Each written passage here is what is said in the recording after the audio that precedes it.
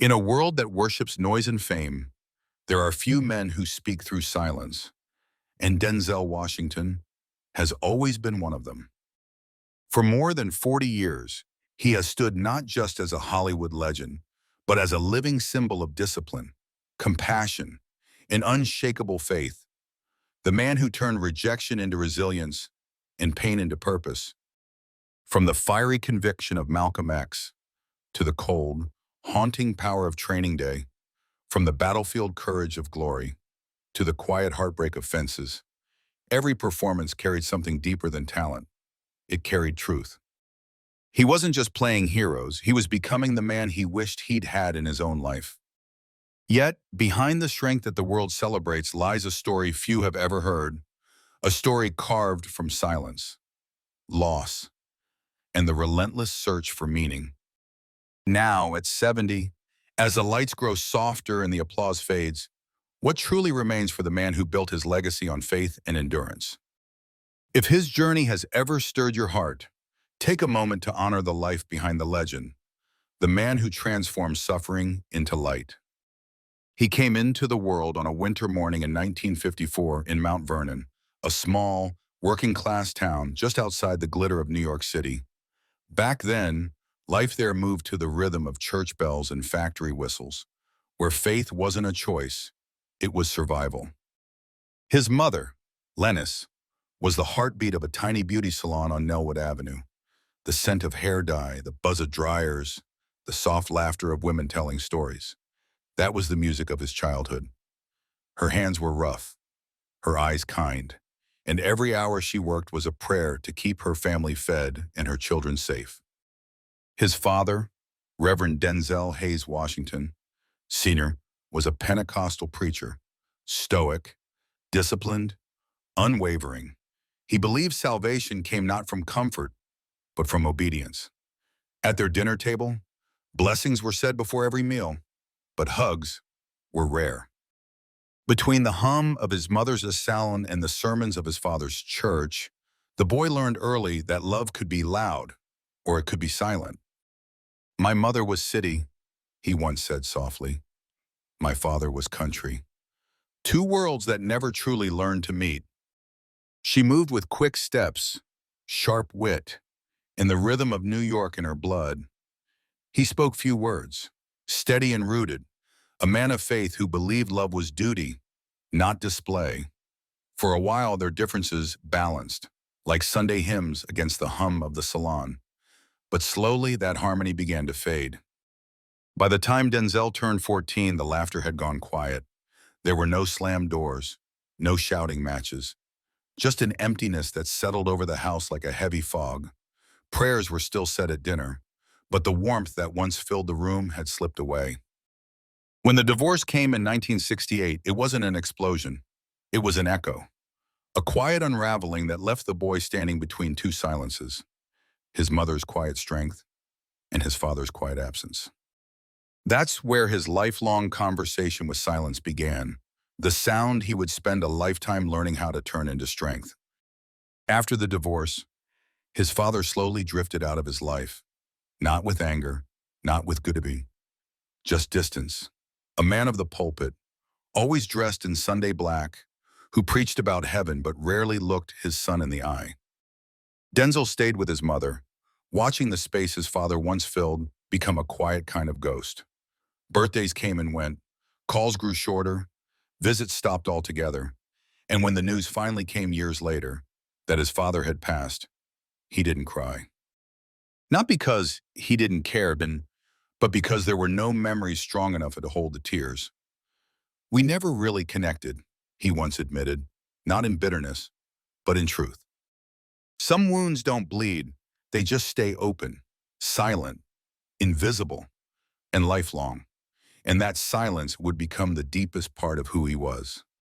Without his father's steady hand, the streets became his classroom. Mount Vernon after dark was a different world, corner lights flickering, voices sharp with laughter and danger. He found himself running with boys who mistook recklessness for courage, who believed trouble was just another way to be seen. They chased the thrill of the night, fast talk, fast fights, and faster mistakes. Denzel was there, caught between right and ruin. One wrong step away from losing everything his mother had fought to protect. Years later, he would look back and whisper, "The guys I ran with did 40 years combined." Then he'd pause, not in pride, but in disbelief. They went one way, he went another. And sometimes, even now, he still wonders why Grace chose him and not the boys who never made it home. His mother saw it coming, the shadow over her son's future. She could feel it in the way he spoke less, wandered more, and came home smelling of streets she didn't recognize. So one morning, with quiet resolve and trembling hands, she made the hardest decision a mother can make. She packed his clothes into a small suitcase, kissed his forehead, and sent him away to the Oakland Military Academy. For a 14-year-old boy, it felt like exile. Cold mornings, shouted orders, the echo of boots on pavement. He didn't know then that it wasn't punishment, it was protection. What looked like discipline was actually love in disguise, love wearing a soldier's uniform. Years later, he would look back on that moment and say softly, "My mother saved my life." In that world of uniforms and order, something inside him began to change. The chaos of the streets was replaced by the rhythm of discipline. Early mornings, polished shoes, perfectly folded sheets, and the echo of commands that demanded more than obedience. They demanded purpose. He learned to listen before speaking, to endure before reacting. Each drill, each shouted order, carved a new strength into him. What had once felt like exile became the foundation of his character. Discipline, he would later say, was the first language my mother taught me without words. From pain came structure. From structure came direction. And from that direction, a man was born. When he left Mount Vernon for Fordham University, the city swallowed him whole. New York was beautiful and merciless. The winters bit through his thin coat, and the nights felt endless. His pockets were often empty, his stomach even more so. He worked wherever someone would hand him $1, mopping hallways that smelled of bleach, carrying boxes in the cold, delivering papers before sunrise, and serving food he couldn't afford to eat. His hands were cracked from work, his shoes soaked through with slush. But he kept moving, one job, one prayer, one day at a time. There were nights he'd walk home whispering lines from plays he'd never performed, words that somehow kept him warm when the city didn't care whether he froze. Those were the years that built his backbone, when faith had to live on an empty stomach, and survival became its own kind of education. Most mornings, he'd sit alone in the college cafeteria, a paper cup of coffee in front of him, barely half full, stretching it for hours just to have a reason to stay. The smell of other people's meals filled the air, a cruel reminder of how hunger humbles even the proudest souls. He watched classmates laugh, planned futures he couldn't yet afford to dream about. To them, he was just another quiet face in the crowd, a boy from nowhere, invisible in a city that never stopped moving. "The city didn't see me," he once said, and maybe it didn't, but somewhere in that silence he began to see himself, a flicker of purpose still burning beneath the cold. Sometimes, it's only when the world overlooks you that you start to understand what you're truly made of. Then one summer, fate found him in the most unexpected place, a YMCA camp in upstate New York, where he worked teaching kids to swim for a few dollars a week. One night, the counselors decided to hold a small talent show. When a performer didn't show up, someone pointed at him and said, "Hey, Denzel, you go up there." He didn't want to. He wasn't ready, but something, maybe boredom, maybe destiny, pushed him onto that stage. He told a few jokes, mimicked a voice or two, and the room erupted in laughter. For the first time, he felt something he hadn't felt in years: seen. After the show, a woman in the crowd leaned forward, her eyes bright. She smiled and said, "You were born to do this." That simple sentence cracked open the shell he'd been hiding behind. It wasn't applause he heard that night. It was purpose calling his name for the very first time. That night at the YMCA changed everything. When he returned to Fordham, he walked into the registrar's office and changed his major from journalism to drama. It wasn't logic guiding him, it was faith, raw and reckless. He began chasing a dream no one could see but him. After graduation, he earned a small scholarship to study acting in San Francisco at the American Conservatory Theater, but chasing the dream came with a price. His rented room was barely more than a box, damp walls, one flickering bulb, and a window that rattled when the ocean wind blew. Some nights he lived on bread and tap water. Other nights he rehearsed lines alone, his breath fogging in the cold as he whispered words to an audience that didn't yet exist. He once said, "The Pacific wind cut through my jacket, but the stage lights kept me warm." Lonely, hungry, uncertain, but for the first time in his life, he knew exactly who he was becoming. When he finally returned to New York, he was armed with hope and a worn-out suitcase. He auditioned for anything, anywhere, theater, commercials, student films, rooms that smelled of coffee and doubt. Most days ended the same way, a polite smile, a nod, and the words every struggling actor learns to dread, "We'll call you." But the phone rarely rang. Each silence felt heavier than the last. And yet, he kept showing up, because faith, he believed at least, was nothing more than knocking, even when no one opened the door. Then, at last, a door opened, not wide, but just enough for him to step through. In '97, he landed a small role in a television film called Wilma. The paycheck barely covered the rent. But for Denzel, it was proof that persistence could make miracles. 5 years later came Saint Elsewhere, the show that carried his name into American living rooms and hearts. It wasn't fame overnight. It was faith in motion, a slow, steady rise built on grit, grace, and a quiet refusal to quit. Every small victory carried the memory of every empty night that came before it. The hunger, the cold, the rejections, they had shaped him far more than success ever could. No one handed him a path. No one opened the door. The world gave him nothing, so he built everything, with discipline as his hammer and faith as his foundation. And from that moment on, Denzel Washington stopped waiting for permission and started writing his own destiny. With Cry Freedom, the world began to notice him. With Glory, it could no longer look away. Every role seemed to carry the same heartbeat, dignity through suffering, faith through fire. He didn't just play his characters, he became them, body, soul, and silence. When Denzel wept on screen, the world didn't see an actor. They saw the echo of every hardship he had already survived. Each tear, each pause, came from somewhere real, somewhere earned. The young man who once counted coins for bus fare now stood beneath the brightest lights on earth. But behind every spotlight was a shadow, a weight that fame could never lift. He worked 16-hour days, chasing truth through exhaustion. Some nights he'd sit alone in his trailer long after filming wrapped, staring into the mirror, asking himself a question that every man of purpose eventually faces. Why did I begin? Then came 1986, the year that tested not his talent, but his soul. A major studio script landed in his hands, promising a career-defining role and a dangerous compromise. It twisted race into spectacle, pain into entertainment. The paycheck was huge, the exposure guaranteed, but something in those pages felt wrong. Unsure, he sought guidance from the man who had walked that road before him, Sidney Poitier. The elder's voice was calm, deliberate.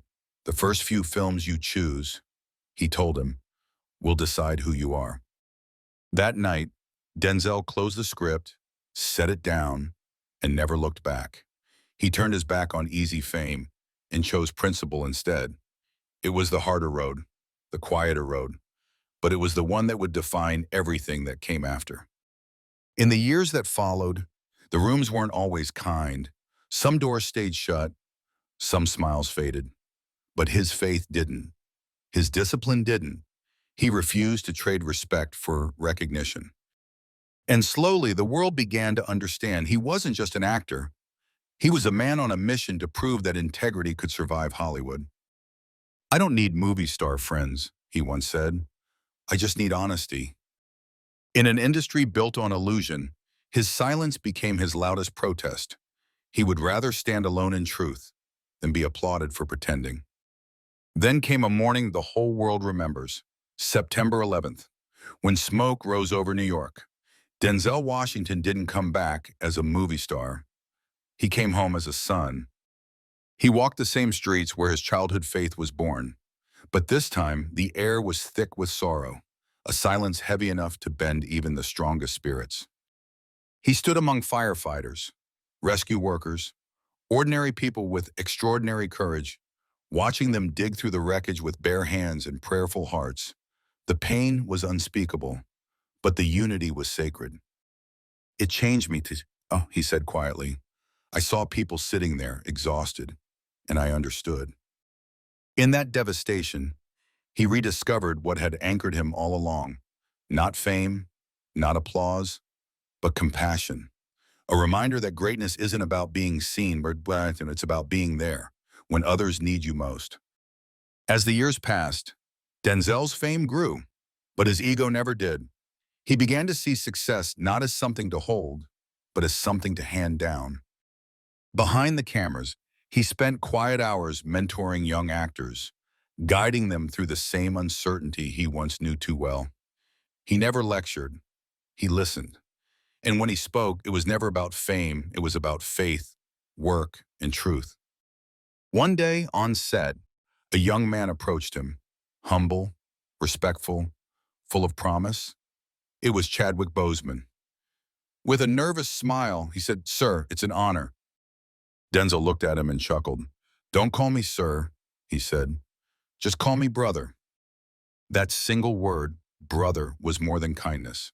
It was an inheritance, a passing of the torch between two men who carried the same fire, the same hunger, and the same belief that greatness means nothing if you can't lift someone else with it.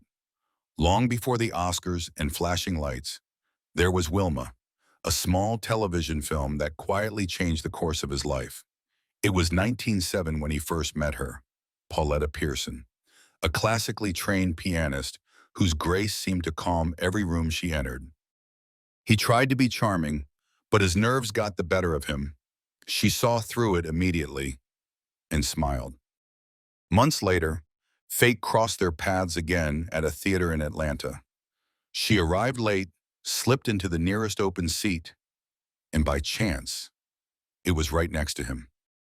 Denzel would later laugh when telling the story. "That's where it started," he said. On their very first date, he reached for the check like a gentleman, but she beat him to it. She paid. He smiled, knowing in that moment this wasn't a woman impressed by fame or charm. This was someone real, someone who saw the man, not the dream. And that's how their story began. Not with red carpets or headlines, but with laughter, humility, and a shared plate of ordinary grace. They married on a quiet June morning in 1983. No cameras, no spotlights, just two dreamers holding hands in a small chapel, promising forever with nothing but faith and love. Their first apartment was modest, peeling wallpaper, a leaky faucet, and rent that was always a week late. But in that tiny space, there was laughter, prayer, and a secondhand piano where Pauletta played hymns late into the night while Denzel studied scripts by the window. When their first child was born, he'd hold the baby close and whisper, "Someday I'll make you proud." But fame doesn't wait for fatherhood. The roles kept coming, and soon the man who once dreamed of making it found himself too often far from home. While he was on set in Philadelphia or Los Angeles, Pauletta became the heart of the household. Mother, teacher, nurse, protector, all at once. She woke before dawn to pack lunches, stayed up through fevers, and filled the house with the sound of music so his children would never feel the silence he once knew. "She did the heavy lifting," he later admitted. "I worked, but she raised the kids." Behind every award, every standing ovation, there was a woman holding the foundation steady, the quiet force that kept his world from collapsing under the weight of success. As his career reached new heights, the distance between them quietly grew. Weeks blurred into months, sets, flights, hotel rooms, red carpets, while the sound of home became something he only heard through a phone line. Some nights, he'd call too late, the children already asleep, the dishes long washed, and Pauletta sitting by the window with a book half open. Her voice was always calm, never accusing. "We're fine," she'd say softly. "Just come home soon." But he could hear the tiredness in her words, the kind that comes from waiting. And one night, after another long shoot, another late flight, he finally walked through the door. The clock read 2:13 a.m. The house was still, no noise, no music, just the faint glow of a lamp in the living room. Pauletta sat there, half reading, half listening for him. He looked at her and whispered, "I'm home." She didn't scold, didn't sigh. She simply smiled, closed her book, and said, "Then come sit." In that moment, something inside him shifted. It wasn't her words, it was her grace. He realized what true love really asks for. Not perfection, not promises, just presence. That night, under the hush of forgiveness, he understood. Success could fill your hands, but only love could fill your life. As the years passed, the house filled with laughter and life. 4 children, John David, Katya, and the twins, Malcolm and Olivia, each carrying a piece of their parents' fire, each growing up in a home where faith came before fame. Mornings began with prayer, not schedules. Evenings ended not with arguments, but with gratitude. At the dinner table, between bites and laughter, there was always a moment of stillness, a pause to give thanks for everything they had and everything they'd survived together. Pauletta kept the rhythm, teaching, playing piano, holding the family steady through every storm. Denzel, once a man shaped by silence, now found peace in the simple sound of his children's voices and his wife's laughter drifting through the house. "We pray more than we argue," he said once, smiling. "That's the glue." And maybe that was their secret. Not the mansion, not the success, but the quiet rituals that kept their hearts aligned. Because in a world that celebrates noise, they had chosen faith as their language and prayer as the music that never stopped playing in their home. In 1991, while filming Malcolm X, Denzel received the kind of phone call that freezes time. His father, Reverend Denzel Hayes Washington Sr., was gone. No warning, no goodbye, just silence. He stood there in costume, surrounded by lights and cameras, but the world around him faded into stillness. The man who had taught him scripture and discipline had left this world the same way he'd lived in it, quietly. "We never really talked," Denzel would later admit. "He worked, he preached. That was life. There were no fishing trips, no ball games, no long conversations, just Sunday sermons and the sound of footsteps leaving for church." So when the news came, there were no tears. Not because he didn't love him, but because there was nothing to reach back to, no memories to hold, no words to remember. "I didn't cry," he said softly, not out of pride, but out of emptiness. And in that moment, he began to understand a truth that would follow him for the rest of his life. Some of the deepest wounds make no sound at all. They live quietly inside you, teaching you how to love louder than the generation before ever could. For a long time, he carried that silence like a burden, believing his father's distance was the absence of love. But years later, with time and faith softening the edges of memory, he began to see the truth differently. His father hadn't been cold. He'd been steady. A man who showed love not through words, but through work. The long hours, the sermons, the discipline, they were all his way of saying "I care," even if the words never came. Standing before a crowd of students one day, Denzel spoke from that realization. Your parents, Obama, he said, won't always love you the way you expect. But one day you'll look back and see it was there all along. That moment of understanding became his quiet redemption, the peace he couldn't find at the funeral, but discovered later in gratitude. He never got to say goodbye, but every prayer, every act of kindness since has been his way of saying thank you. Because love, he finally learned, doesn't always speak, sometimes. It just shows up and stays. A few years later, that lesson about love and silence would come back to him, this time through a friendship that felt almost divine. It was 1996 on the set of The Preacher's Wife.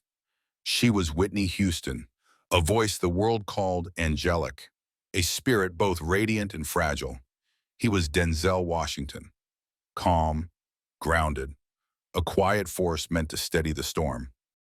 Between takes, she'd hum gospel hymns, her voice rising through the rafters like sunlight through stained glass.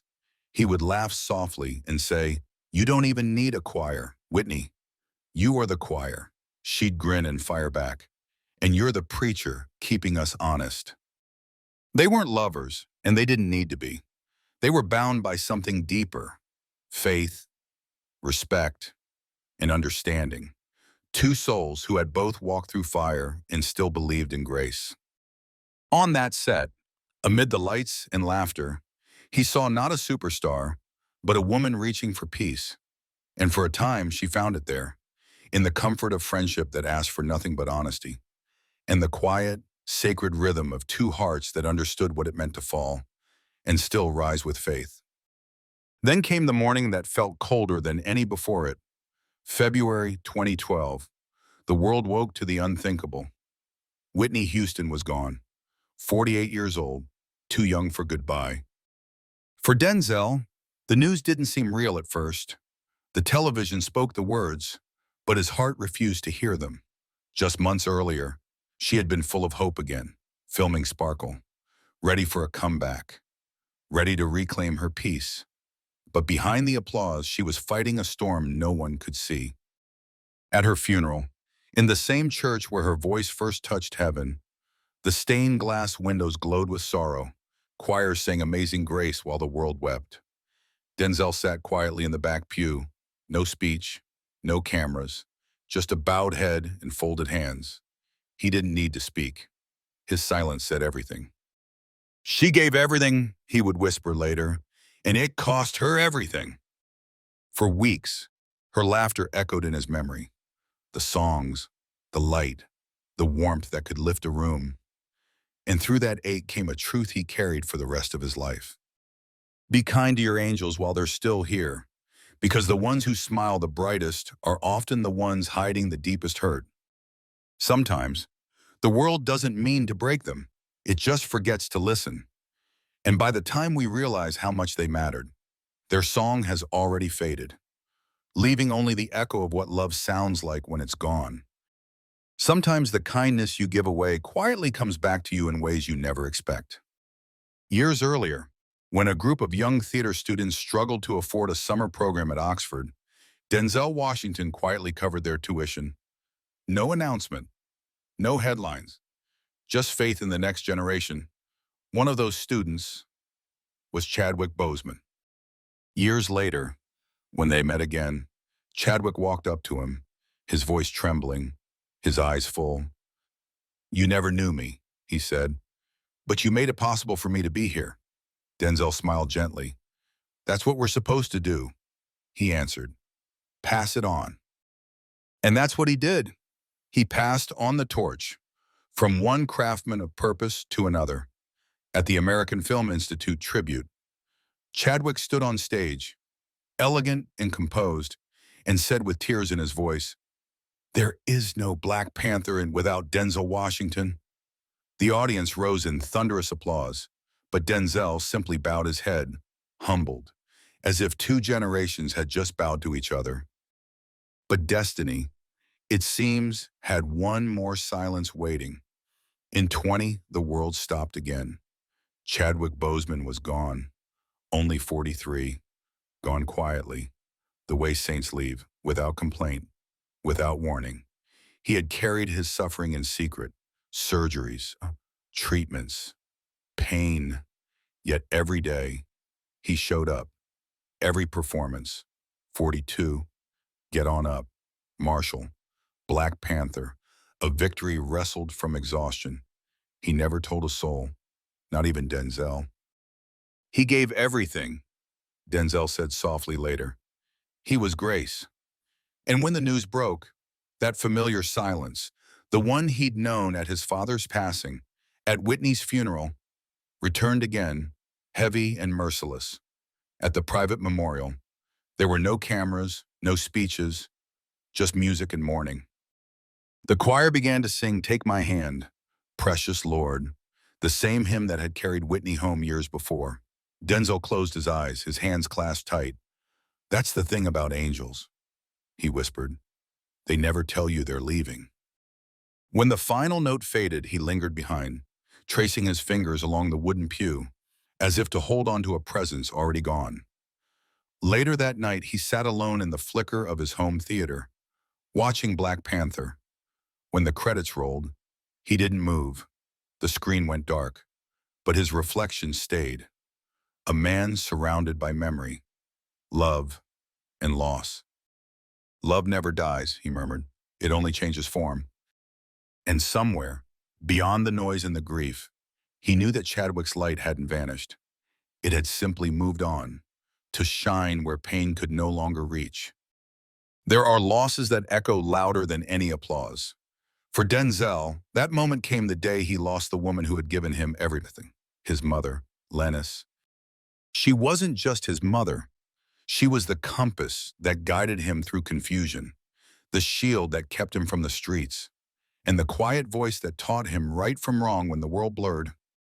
He still remembered being 14, angry, stubborn, standing in their small Mount Vernon apartment as she folded his clothes into a worn suitcase. "You're sending me away?" he asked. She looked at him calmly and said, "I'm sending you forward." He didn't understand then. He thought she was giving up on him. But years later, he realized she had saved his life. When she passed, he didn't say she died. He said, she went home. Because for him, her faith was too strong, too eternal for endings. Even now, in the quiet mornings of his Beverly Hills home, he still brews 2 cups of coffee out of habit. One for him, one for her. And sometimes, as sunlight spills through the window, he swears he can still hear her voice saying, "God's got you, Denny." Every prayer he whispers before a film, every act of kindness he does in silence, they all trace back to her hands, her lessons, her grace. Time, as it always does, began to leave its mark. The man who once ran across film sets and jumped from rooftops now felt the ache in his knees, the stiffness in his hands. Small reminders that even strength must one day bow to age. He joked about it sometimes, his fear of heights, how he preferred to shoot balcony scenes first before I start thinking too much. But underneath the humor was a quiet truth. Courage isn't the absence of fear. It's learning when to step carefully and when to let go. He no longer raced the clock. He walked beside it, and in that slowing down, he found something he'd been chasing his whole life: peace. Then came 2013, a routine heart procedure. Just maintenance, right, he said with a small grin. But under the hospital lights, surrounded by the hum of machines, he felt something he hadn't felt in decades: vulnerability. The monitors pulsed beside him, each beat a quiet reminder of grace. He remembered his mother's words, "Take care of your heart. That's where God speaks." Lying there, he finally listened. When he walked out of that hospital, the air felt different, cleaner, sacred. He didn't think about scripts or fame. He thought about his wife's laughter, his children's faces, the smell of coffee in the morning, and the miracle of simply being still here. That day, gratitude became his new rhythm. Years later, back on set for The Equalizer 3, the work felt heavier, the movement slower, but the fire, the purpose, was still there. "These movies don't get easier," he told a friend, smiling, but neither do the blessings. Now his mornings begin with scripture and his evenings end in quiet prayer. He doesn't chase youth anymore. He honors time, every wrinkle, every breath, every sunrise. Sometimes he traces the faint line across his chest and says softly, "That's not a scar. That's a reminder." A reminder that life doesn't slow you down to break you. It slows you down to teach you how to breathe again. And in those breaths, steady, thankful, unhurried, Denzel Washington finally found what all the fame in the world could never give him: peace, presence, and grace enough to keep going. At 70, Denzel Washington no longer measures success in headlines or box office numbers. He measures it in heartbeats, in the quiet moments that fame can't buy, the laughter of his grandchildren, the morning light spilling through the window, the peace that comes from knowing he no longer has to prove anything. His fortune, his homes, his awards, they're part of the story, but not the point of it. Behind the gates of his Beverly Hills estate, life moves with rhythm and grace. The house is warm, not grandiose, a library lined with scripts and Bibles, the scent of coffee at dawn, and the soft hum of jazz drifting through the evening air. He's built everything a man could dream of, but more importantly, he's learned what to let go of. Over the decades, he's chosen simplicity over spectacle. A few cars, not a fleet, no private jets, no excess, just purpose. In his garage sits a Range Rover for family drives, an Aston Martin for solitude, and an old Audi he refuses to replace, because reliability, he says, never goes out of style. But the real wealth lies in what he's given away, quietly, faithfully. He's donated millions to schools, to veterans, to youth centers, often without his name attached. He's stood behind the Boys and Girls Clubs of America for decades, funding programs that give kids the same second chance his mother once gave him. "If you're going to give," he once said, "give quietly. The good will speak for itself." And it has. One day, his children walk their own creative paths. Producers, storytellers, actors, each carrying their parents' sense of integrity. The same fire, the same faith. Denzel still works, but not to stay relevant, to stay real. When he returned for The Equalizer 3, it wasn't to chase glory, but to remind the world that mastery doesn't fade, it deepens. Off camera, he mentors young performers, teaching them the same lesson that shaped his life.